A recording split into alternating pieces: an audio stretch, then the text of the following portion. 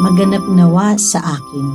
Mapagpalang araw ng Miyerkules Kapanalig, ipinagdiriwang natin ngayon ang kapistahan ng pagpapahayag ng magandang balita o Annunciation. Pagbati po sa mga kapatid nating Anunsyatine. Ito po si Sister Rose Agtarap ng Daughters of St. Paul para sa mabuting balita. Pagnilayan natin ang Ebanghelyo ayon kay San Lucas.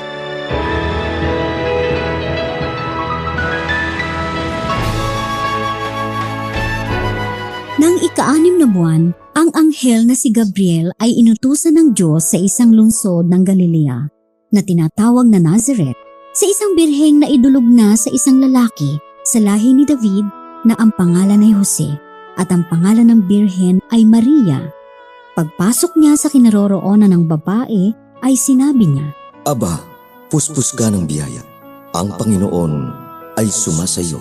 Sa mga pangungusap na ito, si Maria ay nagitla at pinagdili-dili ang kahulugan ng gayong bati. Datapot sinabi sa kanya ng anghel, Huwag kang matakot, Maria, sapagkat naging kalugod-lugod ka sa mata ng Diyos. Tingnan, maglilihi ka at manganganak ng isang lalaki na tatawagin mong Jesus. Siya ay magiging dakila at tatawaging anak ng kataas-taasan. Ibibigay sa kanya ng Panginoong Diyos ang luklukan ni David na kanyang ama, at maghahari siya sa sambahayan ni Jacob magpakailanman, at walang katapusan ang kanyang kaharian. Winika ni Maria sa anghel, Paanong mangyayari ito? Kayong wala akong nakikilalang lalaki. Bababa sa iyo ang Espiritu Santo at lililiman ka ng kapangyarihan ng kataas-taasan. Kaya ang ipanganganak ay magiging banal at tatawaging anak ng Diyos. At tandaan mo, ang kamag-anak mong si Isabel ay naglihiri ng isang lalaki sa kanyang katandaan, at yaong tinatawag na baog ay nasa ika-6 na buwan niya, sapagkat sa Diyos ay walang bagay na di mangyayari. Narito ang lingkod ng Panginoon. Maganap nawa sa akin ang iyong sinabi. At nilisan siya ng anghel.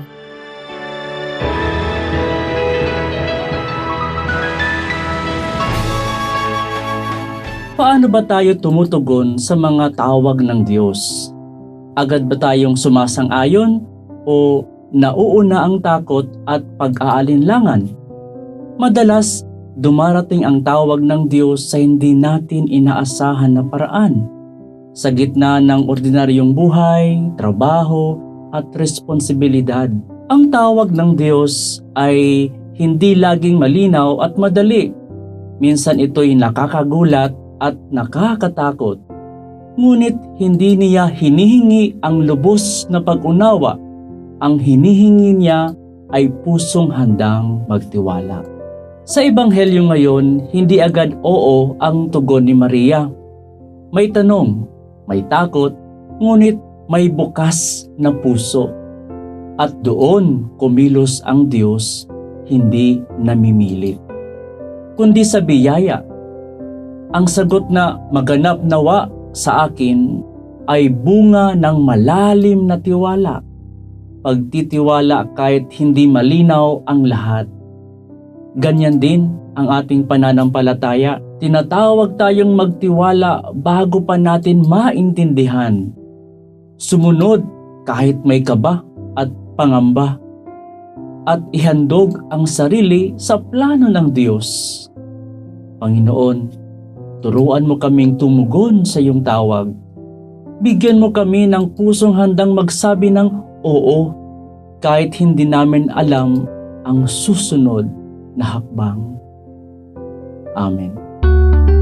Mga kapanalig, maraming salamat po sa inyong suporta sa aming misyon, lalong-lalo na sa donors at sponsors ng Mabuting Balita.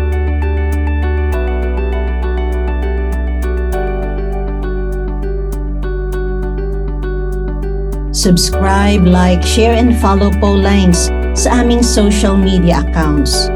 Patuloy po kaming humihingi ng inyong love offerings at donasyon upang maipagpatuloy namin ang programang ito at iba pang mga proyekto sa pagpapalaganap ng mabuting balita.